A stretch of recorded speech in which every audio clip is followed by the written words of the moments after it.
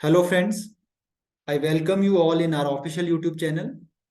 जैसा कि आप सभी लोगों को पता है, हम आप लोगों के लिए लेकर आए हैं एमसीक्यूज सीरीज, जिसमें एचपीपीएससी के द्वारा 2012 से 2022 तक पूछे गए सभी क्वेश्चन हम आप लोगों के लिए लेकर आए हैं और हम लोग इन्हें कवर करेंगे with detail explanation.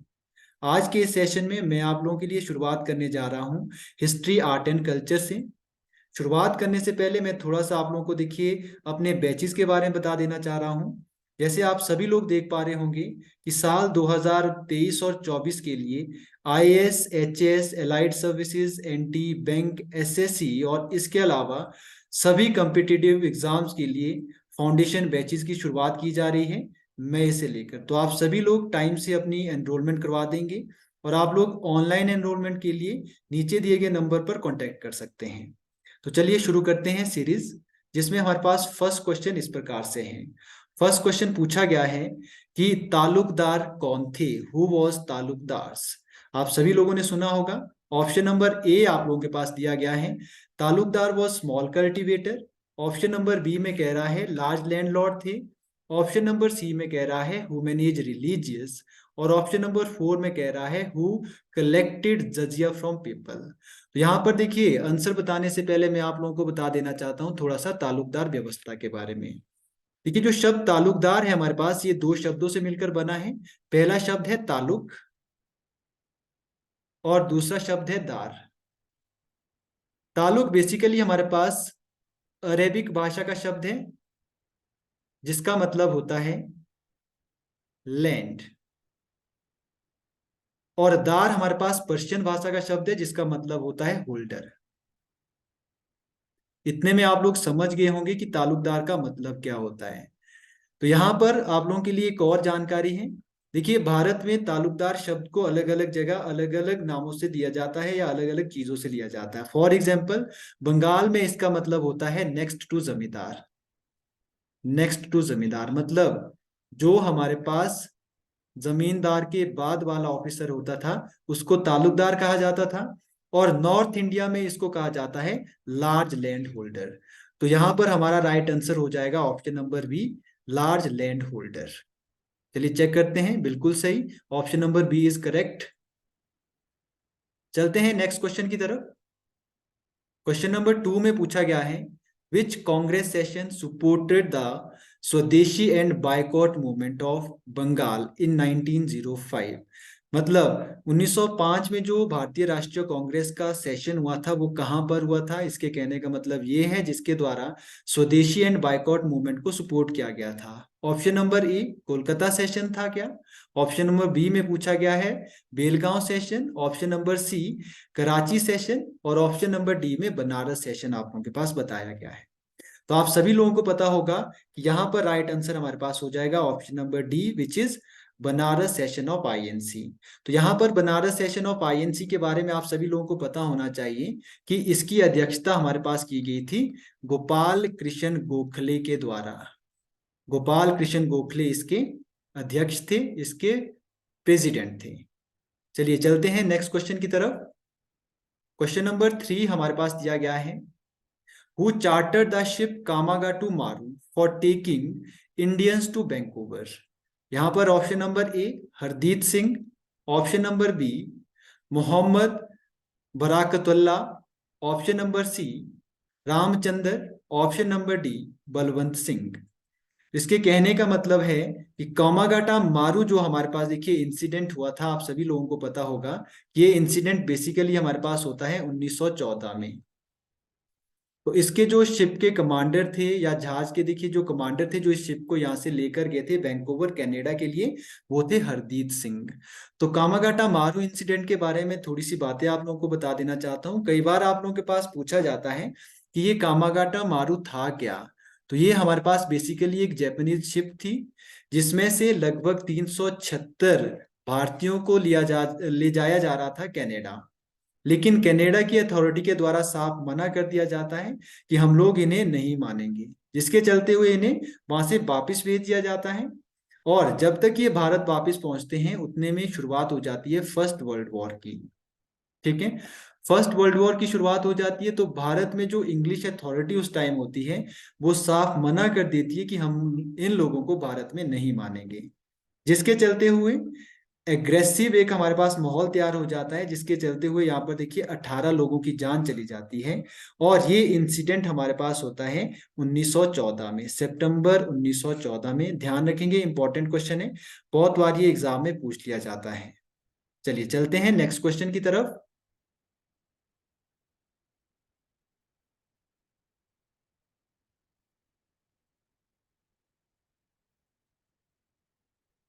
Question number 4 आप लोगों के पास पूछा गया है, consider the following governor general and arrange them in chronological order. अब देखिए, सबसे पहले तो मैं आप लोगों को ये बताना चाहता हूं कि ये गवर्नर जनरल नहीं थे, ये भारत के वाइसराय थे। अब इनको काल क्रमानुसार लगाना है, क्रोनोलॉजिकल ऑर्डर में लगाना है, तो उसके लिए आप सभी लोगों को पता होगा कि जो जॉन लॉरेंस है, इनका टाइम पीरियड हमारे पास बेसिकली रहता है 1864 से लेकर 69 तक। अगर हम लोग बात करें लॉर्ड लिट्टन की, तो इनका टाइम पीरियड हमारे पास रहता है 1876 से लेकर 80 तक।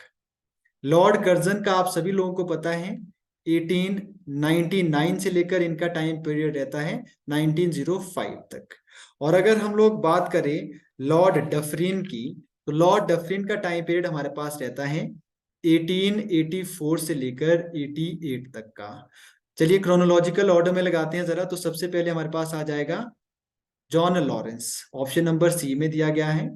और दूसरे में हमारे पास आ जाएगा Lord Lytton, option number C में दिया गया है। बाकी देखिए ये सीक्वेंस कहीं भी नहीं है किसी भी ऑप्शन में, तो आप लोग यहाँ पर टिक कर सकते हो, ये राइट आंसर हो जाएगा। चलिए अब बात करते हैं जरा इनके टाइम पीरियड में हुए कुछ इंपॉर्टेंट कामों के बारे में। अगर हम लोग जॉन लॉरेंस के बारे में बात करें, तो इनके टाइम में 1864 में शिमला को बनाया जाता है समर कैपिटल ऑफ इंडिया। और 1864 में ही इनके टाइम में स्थापना की जाती है फॉरेस्ट डिपार्टमेंट ऑफ इंडिया की। लॉर्ड लिट्टन की बात करते हैं।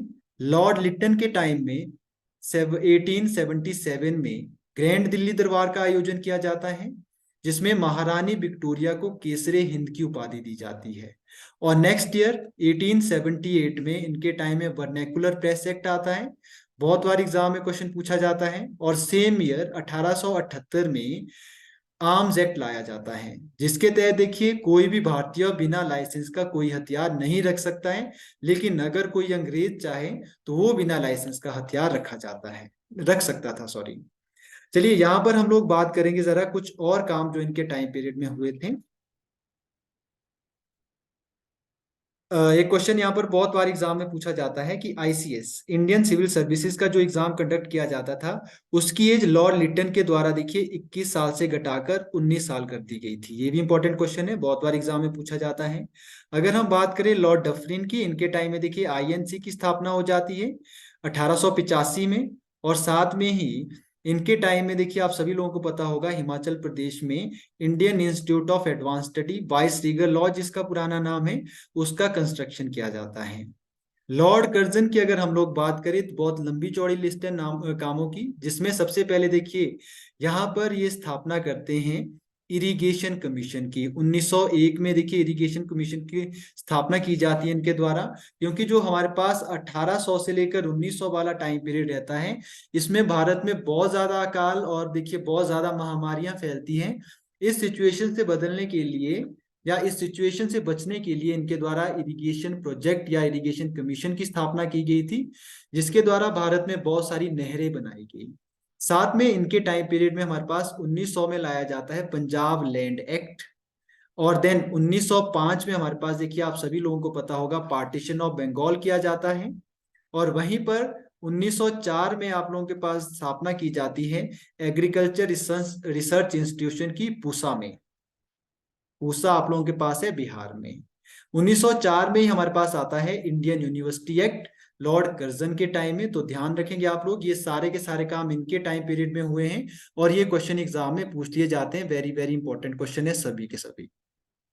देखिए ऑप्शन नंबर सी हमारे पास राइट आंसर हो जाएगा।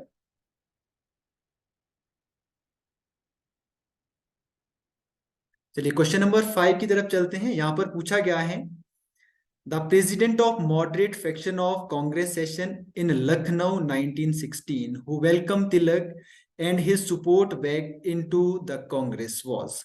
मतलब सीधा सीधा सा क्वेश्चन था ये कि 1916 में जो भारतीय राष्ट्रीय कांग्रेस का लखनऊ सेशन हुआ है उसके अध्यक्ष कौन थे, लेकिन यहाँ पर क्वेश्चन को थोड़ा सा घुमा लिया गया है।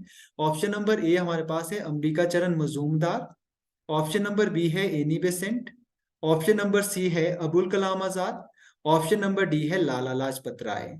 तो इसका राइट आंसर हमारे पास हो जाएगा ऑप्शन नंबर ए, अंबिका चरण मजूमदार के द्वारा इस सेशन की अध्यक्षता की गई थी। और यहाँ पर देखिए मैं थोड़ा सा बता देता हूँ आप लोगों को। बेसिकली 1907 में हमारे पास देखिए सूरत स्प्लिट होता है। भारतीय राष्ट्रीय कांग्रेस का जो सूरत सम्मेलन होता है वहां पर कांग्रेस दो भागों में बंट जाती है, मॉडरेट और एक्सट्रीमिस्ट। ठीक है, नरम दल और गरम दल। यहाँ पर होता क्या है कि जो एक्सट्रीमिस्ट लोग हैं ये चाहते हैं कि लाला लाजपत राय हमारे पास देखिए सेशन की अध्यक्षता करें, और मॉडरेट चाहते हैं कि हमारे पास रास बिहारी घोष कांग्रेस के इस सेशन की अध्यक्षता करें। ठीक है, इस चीज को लेकर जब कॉन्फ्लिक्ट हो जाता है तो लाला लाजपत राय स्टेप डाउन कर लेते हैं और रास बिहारी घोष इस सेशन की अध्यक्षता करते हैं 1907 में। लेकिन कांग्रेस यहाँ पर दो हिस्सों में बंट जाती है और ये बंटी हुई रहती है कब तक, 1916 तक। 1916 का जो ये सेशन होता है इसमें कांग्रेस के दोनों लीडर एक्सट्रीमिस्ट और मॉडरेट फिर से मिल जाते हैं। इसलिए ये सेशन बहुत इंपॉर्टेंट है, आप लोग ध्यान रखेंगे। और कांग्रेस के बाकी सेशन से भी क्वेश्चन पूछ लिए जाते हैं एग्जाम में, तो इसके लिए हम लोग अलग से वीडियो लेकर आएंगे जिसमें हम लोग कांग्रेस के सारे इंपॉर्टेंट सेशन को कवर करेंगे। चलिए चलते हैं नेक्स्ट क्वेश्चन की तरफ। क्वेश्चन नंबर 5 हमारे पास रहेगा ये, सॉरी क्वेश्चन नंबर 6। तो यहाँ पर पूछा गया है एज अ कॉम्प्रोमाइज, यहाँ पर देखिए कॉम्प्रोमाइज किया गया गांधी जी के द्वारा। ठीक है, जिसमें देखिए जो किसान थे, पीजेंट्स थे, उनके द्वारा आंदोलन चलाया गया था। और इसमें स्टार्टिंग में गांधी जी के द्वारा क्या कहा गया था कि यहाँ पर देखिए जो लैंड रेवेन्यू है या टैक्स है उसमें 50% की कटौती की जाए। लेकिन बाद में एक कॉम्प्रोमाइज किया जाता है जिसके तहत यहाँ पर ये डिसाइड किया जाता है ये आप लोगों के पास 25% में मान जाते हैं कि 25% अगर हम लोग कटौती लाते हैं टैक्स में तो ये माना जाएगा, और ये बात इनकी मानी जाती है। चलते हैं नेक्स्ट क्वेश्चन की तरफ। Question number 7।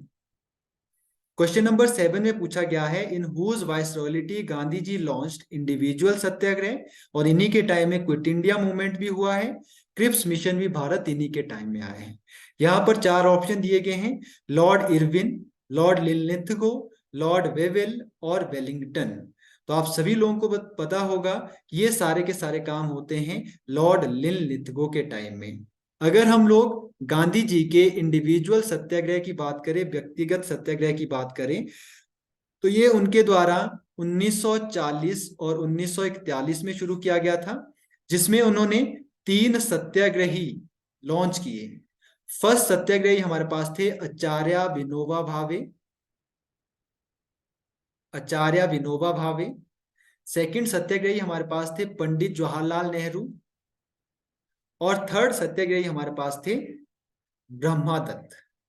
ये तीनों के तीनों आप लोगों के पास देखिए थे individual Satyagrahi of Mahatma Gandhi. और ये क्वेश्चन एग्जाम में बहुत बार पूछे जाते हैं कि महात्मा गांधी के पहले सत्याग्रही कौन थे, दूसरे कौन थे और तीसरे कौन थे। ये सभी लोग हमारे पास देखिए आप लोगों के लिए बहुत इंपॉर्टेंट हो जाते हैं। चलते हैं नेक्स्ट क्वेश्चन की तरफ। Question number 8। यहां पर पूछा गया है कि who says that if the religion does not sanction social reforms it should be changed as it is man made। Option number A आप लोगों के पास दिया गया है Gopal Hari Deshmukh, option number B आप लोगों के पास दिया गया है Swami Vivekananda, option number C Bal Gangadhar Tilak, option number D आप लोगों के पास दिया गया है वेलिंगटन। तो इसका राइट आंसर आप लोगों के पास हो जाएगा ऑप्शन नंबर ए, जो कि है गोपाल हरि देशमुख। तो गोपाल हरि देशमुख के बारे में एक दो चीजें आप लोगों को पता होनी चाहिए कि देखिए गोपाल हरि देशमुख को जाना जाता है लोकहितवादी के नाम से, लोकहितवादी के नाम से। और ये क्वेश्चन बहुत बार एग्जाम में पूछा गया है। और इनका जन्म महाराष्ट्र में हुआ है, और महाराष्ट्र के देखिए बहुत बड़े सोशल रिफॉर्मर में से इनका एक इंपॉर्टेंट योगदान रहता है। चलिए चलते हैं नेक्स्ट क्वेश्चन की तरफ। Question number 9। क्वेश्चन नंबर 9 हमारे पास पूछा गया है, doctor Bhimrao Ambedkar was born at, कहां पर इनका जन्म हुआ था डॉक्टर भीमराव अंबेडकर का? ऑप्शन नंबर ए दिया गया है Poona, option number B Bombay, option number C Mhow, option number D सतारा। आप सभी लोगों को पता है कि बी आर अम्बेडकर का जन्म हुआ है माहो में, और ये हमारे पास टाउन है या छोटा सा गांव है मध्य प्रदेश में, एमपी में। और इनका जन्म आप सभी लोगों को पता है कि रिसेंटली हम लोगों ने इनकी जयंती सेलिब्रेट की, बर्थ एनिवर्सरी सेलिब्रेट की, 14 अप्रैल को हुआ था 1891 में। अगर हम लोग भीमराव अंबेडकर की बात करें तो इनका पूरा नाम था भीमराव रामजी अंबेडकर। ठीक है, आप सभी लोगों को पता होगा कि ये हमारे पास इंडियन कॉन्स्टिट्यूशन की जो ड्राफ्ट कमेटी थी उसके प्रेसिडेंट थे, साथ में ही इंडिया के फर्स्ट लॉ मिनिस्टर थे, और 1990 में इन्हें भारत रत्न दिया गया है। And he was only Indian who have attended all 3 round table conferences, है ना, तीनों राउंड टेबल कॉन्फ्रेंस को अटेंड करने वाले एकमात्र भारतीय नेता थे। और सन 1932 में इनके द्वारा पूना पैक्ट किया जाता है महात्मा गांधी के साथ। और आर्टिकल 32 ऑफ इंडियन कॉन्स्टिट्यूशन को इनके द्वारा नाम दिया गया था heart and soul of constitution. और इनकी कुछ एक प्रमुख ऑर्गेनाइजेशन है जो इनके द्वारा बनाई गई, जिसमें सबसे पहले हमारे पास आ जाता है बहिष्कृत हितकारिणी सभा। बहिष्कृत हितकारिणी सभा बनाई गई थी 1923 में इनके द्वारा। सेकंड आप लोगों के पास आ जाएगा इंडिपेंडेंट लेबर पार्टी, इसकी स्थापना इनके द्वारा की जाती है 1936 में। और थर्ड आप लोगों के पास आ जाएगा शेड्यूल कास्ट फेडरेशन, इसकी स्थापना इनके द्वारा की गई थी 1942 में। सभी के सभी इंपॉर्टेंट क्वेश्चन है, किसी ना किसी एग्जाम में आप लोगों को देखने को मिलेंगे। चलते हैं नेक्स्ट क्वेश्चन की तरफ। Question number 10। क्वेश्चन नंबर 10 में आप लोगों के पास पूछा गया है, which of the following leader had worked for the tribal upliftment, कि इसमें से कौन से लीडर ने ट्राइबल अपलिफ्टमेंट के लिए काम किया है?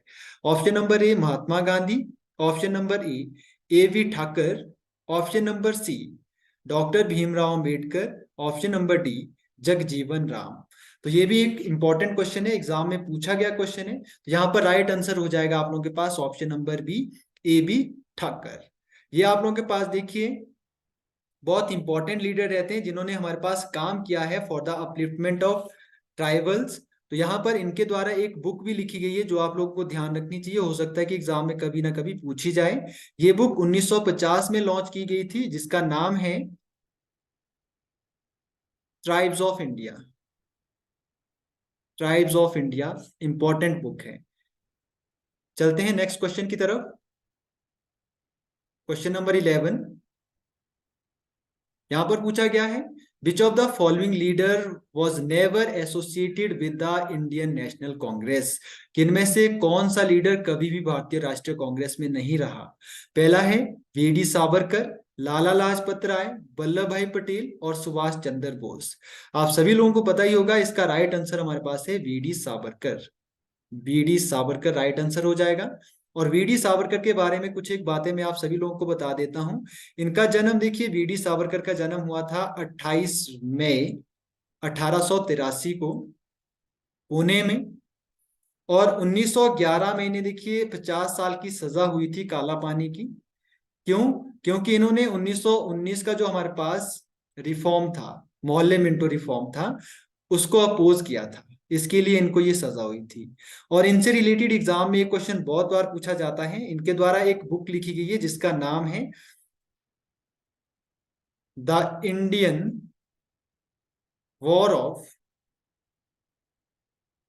इंडिपेंडेंस 1857। ये बुक बहुत बार एग्जाम में पूछी जाती है और हाल ही में न्यूज में थे। क्यों? कि महाराष्ट्र गवर्नमेंट के द्वारा देखिए ये डिसीजन लिया गया है 28 मई, जो इनकी बर्थ एनिवर्सरी है, बर्थ डेट है, इसको सेलिब्रेट किया जाएगा एज अ स्वतंत्रता वीर गौरव दिन। स्वतंत्रता वीर गौरव दिन के रूप में सेलिब्रेट किया जाएगा महाराष्ट्र में। तो इंपॉर्टेंट है, ध्यान रखिएगा, एग्जाम में क्वेश्चन पूछा जा सकता है करंट अफेयर्स का भी इनसे रिलेटेड। चलिए चलते हैं नेक्स्ट क्वेश्चन की तरफ।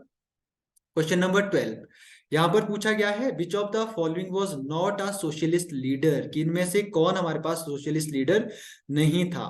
फर्स्ट हमारे पास है राम मोहन लोहिया, सेकंड हमारे पास है जयप्रकाश नारायण, थर्ड है सुभाष चंद्र बोस, और फोर्थ है हमारे पास एम आर जयकर। तो इसका right answer option number D हो जाएगा, एम आर जयकर।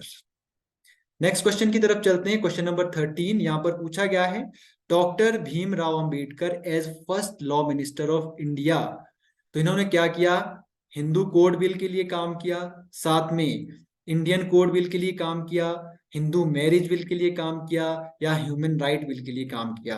तो यहाँ पर मैं आप लोगों को देखिए थोड़ा सा बता देता हूँ। इनके टाइम में देखिए हिंदू कोड बिल पर बहुत ज्यादा चर्चा चली थी भारत में, जिसके लिए सरकार के साथ इनके कुछ एक मतभेद हो गए, जिसके चलते हुए 1951 में इन्होंने लॉ मिनिस्टर के पद से रिजाइन कर दिया था। तो इसका राइट आंसर भी यही हो जाएगा, हिंदू कोड बिल।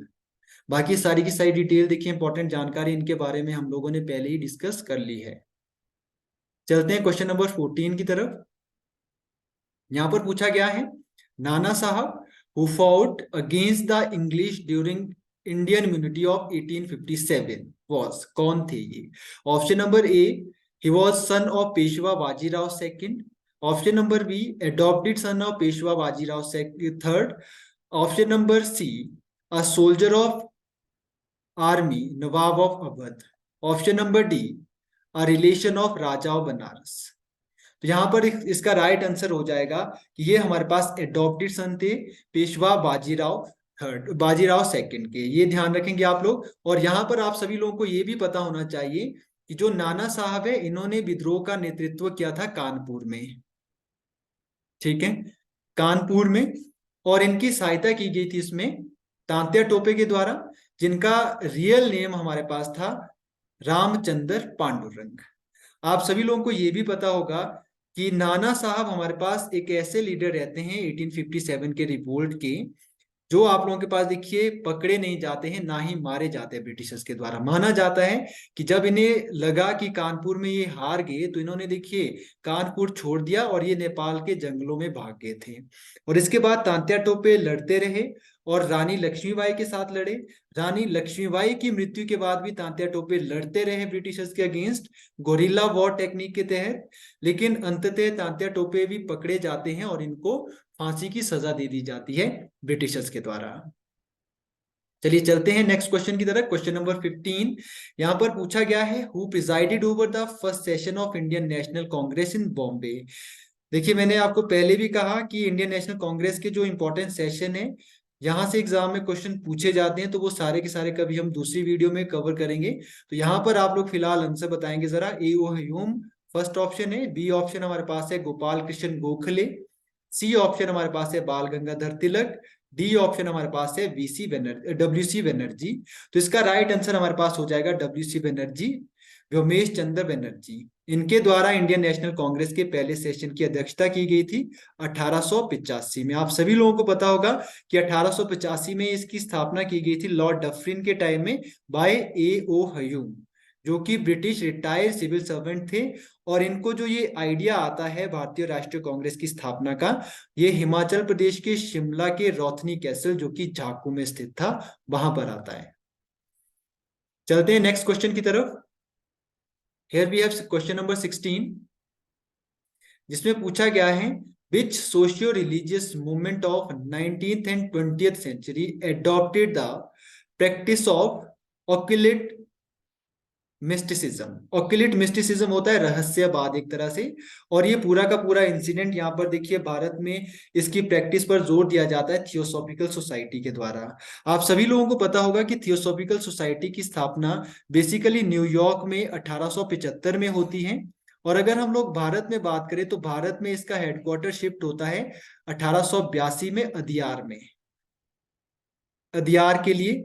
और आप सभी लोगों को यह भी पता होगा कि 1907 में एनी बेसेंट को बनाया जाता है इसका प्रेसिडेंट भारत में। एनी बेसेंट के बारे में पता होगा, जिनके द्वारा 1898 में बनारस हिंदू कॉलेज की स्थापना की गई थी, जो आगे चलकर हमारे पास 1916 में बनारस हिंदू यूनिवर्सिटी बनाया जाता है with the efforts of Madan Mohan Malviya.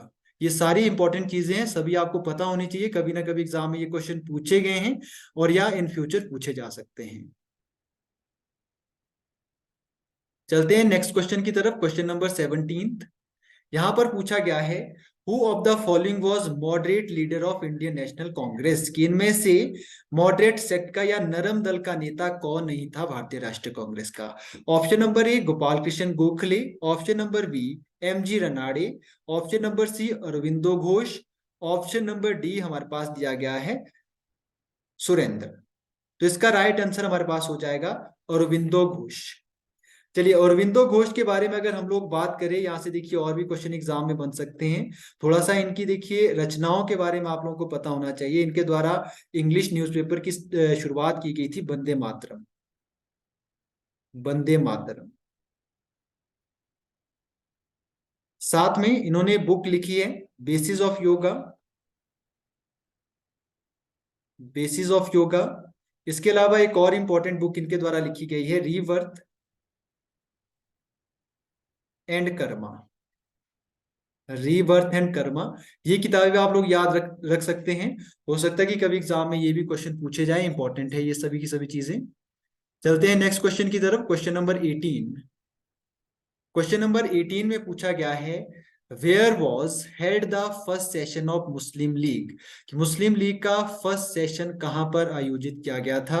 Dhaka, Kolkata, Lahore, Karachi. तो इसका राइट आंसर आप लोगों के पास हो जाएगा कराची। अगर हम लोग बात करें इसकी स्थापना की, तो आप सभी लोगों को पता है कि इसकी स्थापना 1906 में की गई थी ढाका में। क्लियर है? लेकिन इसका पहला सेशन होता है कराची में, ध्यान रखेंगे, इंपॉर्टेंट है।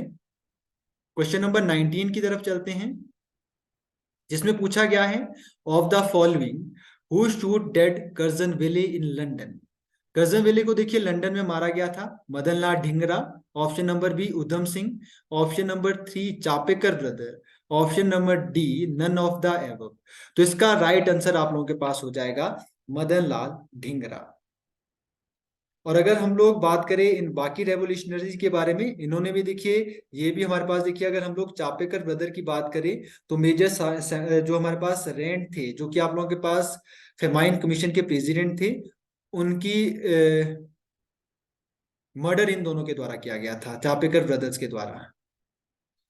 अब चलते हैं क्वेश्चन नंबर 20 पे। क्वेश्चन नंबर 20 में पूछा गया है When was the Montague Declaration made about the introduction of responsible government in India? तो मॉन्टेग्यू डिक्लेरेशन पूछा गया है, मॉन्टेग्यू रिफॉर्म नहीं है ये। तो फर्स्ट ऑप्शन है 15 अगस्त 1917, सेकंड है 20 अगस्त 1917, ऑप्शन नंबर सी है 20 अगस्त 1918, ऑप्शन नंबर डी है 15 अगस्त 1918। तो इसका राइट आंसर आप लोगों के पास हो जाएगा option number B 20 of August 1917। यहाँ पर आप सभी लोग ध्यान रखेंगे कि इस डिक्लेरेशन के पीछे एक तो ये वजह थी आप लोगों के पास कि रिस्पॉन्सिबल गवर्नमेंट भारत के लिए बनाई जाए, और सेकंड देखिए इसमें कहा गया था कि इंडियन की रिप्रेजेंटेशन होनी चाहिए, ज्यादा से ज्यादा भारतीयों को हमें गवर्नमेंट में शामिल करना चाहिए। और ये डिक्लेरेशन आप लोगों के पास दी गई थी मॉन्टेग्यू के द्वारा ब्रिटिश पार्लियामेंट में। ध्यान रखेंगे, इंपॉर्टेंट है, मॉन्टेग्यू डिक्लेरेशन है, रिफॉर्म नहीं है। रिफॉर्म आप सभी लोगों को पता है कि 1919 में आया था। चलिए नेक्स्ट बात करते हैं क्वेश्चन नंबर 21। क्वेश्चन नंबर 21 में पूछा गया है where was founded the communism party of India in 1920। ये कम्युनिस्ट पार्टी ऑफ इंडिया होगा। 1920 में इसकी स्थापना कहां पर की गई थी? Option number A Moscow, option number B Bombay, option number C Tashkent, option number 4 Hong Kong. तो इसका राइट आंसर आप लोगों के पास हो जाएगा ऑप्शन नंबर सी, ताशकंद में इसकी स्थापना की गई थी, और ये हमारे पास शहर है उज्बेकिस्तान में, मॉडर्न डे के। अब देखिए 1920 में इसकी स्थापना की गई, लेकिन आप सभी लोगों को यह भी पता होगा कि 1924 में भारत में एक कॉन्स्पिरेंसी होती है जिसको हम लोग जानते हैं Kanpur Bolshevik conspiracy case. Kanpur Bolshevik conspiracy case. इस कॉन्स्पिरेंसी केस में बहुत सारे ऐसे लीडर्स थे कम्युनिस्ट पार्टी ऑफ इंडिया के, जिनको देखिए जेल में बंद कर दिया गया था। लेकिन इसके बाद नेक्स्ट ईयर 1925 में अगेन एम एन रॉय के द्वारा इसकी स्थापना की जाती है फॉर्मल तरीके से भारत में। ये ध्यान रखेंगे, ये इंपॉर्टेंट है। बहुत बार ये देखिए कॉन्स्पिरेंसी भी पूछी जाती है, इसका ईयर पूछा जाता है कि किस साल ये कॉन्स्पिरेंसी केस हुआ था भारत में। चलिए चलते हैं नेक्स्ट क्वेश्चन की तरफ। क्वेश्चन नंबर 22 यहां पर पूछा गया है, which event earned for Vallabh भाई पटेल द टाइटल ऑफ सरदार। कि वल्लभ भाई पटेल को सरदार की उपाधि कौन से इवेंट में दी गई थी। फर्स्ट आप लोगों के पास है खेड़ा सत्याग्रह, सेकंड आप लोगों के पास है द इंटीग्रेशन ऑफ स्टेट्स, कि जो आप लोगों के पास देखिए आजादी के बाद भारतीय राज्यों को मिलाने का काम इनके द्वारा किया गया, उसके लिए दिया गया। थर्ड आप लोगों के पास देखिए बताया गया है कि जो आप लोगों के पास अहमदाबाद टेक्सटाइल लेबर एसोसिएशन के द्वारा इनको ये नाम दिया गया है। फोर्थ आप लोगों के पास है बारदोली सत्याग्रह। तो इसका राइट आंसर आप लोगों के पास हो जाएगा option number D, Bardoli Satyagraha. आप सभी लोगों को पता है कि बारदोली सत्याग्रह हमारे पास 1928 में हुआ था, गुजरात के बारदोली क्षेत्र में, जहां पर आप लोगों के पास देखिए महात्मा गांधी के साथ मिलकर ये किसानों का एक आंदोलन इनके द्वारा चलाया गया था, जो हाई लैंड टैक्स आप लोगों के पास लिया जा रहा था। यहाँ पर देखिए बारदोली की महिलाओं ने इन्हें सरदार की उपाधि दी थी, और ये क्वेश्चन एग्जाम में बहुत बार पूछा जाता है, इंपॉर्टेंट है। चलते हैं नेक्स्ट क्वेश्चन की तरफ। क्वेश्चन नंबर 23 यहां पर पूछा गया है, नेम द हड़प्पन साइट जहां से हमें मिलते हैं प्लग्ड फील्ड, जुते हुए खेत। Option number A Harappa, option number B Banawali, option number C Rakhigarhi, option number 4 Kalibangan. तो इसका राइट आंसर हो जाएगा हमारे पास ऑप्शन नंबर डी कालीबंगा। और आप सभी लोगों को पता है कि कालीबंगा जो साइट है ये हमारे पास राजस्थान में है, और कालीबंगा जो साइट है इसका लिटिल मीनिंग होता है हमारे पास ब्लैक बेंगल्स। अगर हम लोग हड़प्पा सिविलाइजेशन की बात करें तो इसको अलग अलग नामों से जाना जाता है। इसका टाइम पीरियड देखिए 2350 से लेकर 1750 बीसी का माना जाता है। ठीक है, और आप सभी लोगों को ये भी पता होना चाहिए कि इसके अलग अलग नाम हमारे पास है, bronze civilisation, Sindhu Saraswati civilisation, और इसके अलावा इसको कहा जाता है इंडस वैली सिविलाइजेशन। इन चार नामों से इनको जाना जाता है। चलते हैं नेक्स्ट क्वेश्चन की तरफ। क्वेश्चन नंबर 24 यहां पर पूछा गया है, who among the following is author of Milind Panho. ये क्वेश्चन तो आपको पता ही होगा। Option number A Nagsen, option number B Ashva Ghosh, option number C Dharmapal, option number D Dhanvantari.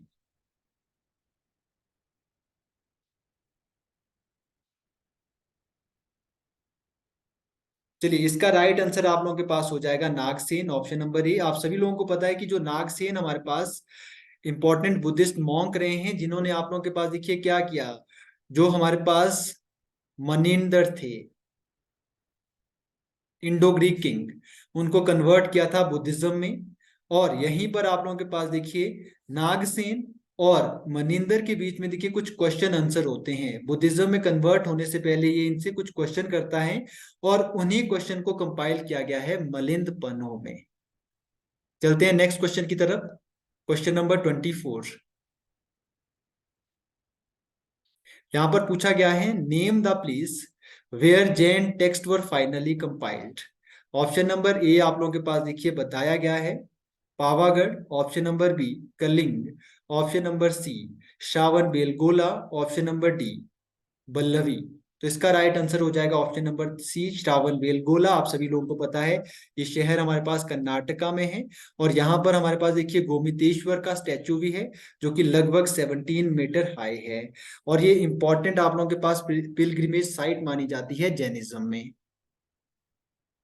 चलिए तो आज के सेशन में हमारे पास इतना ही।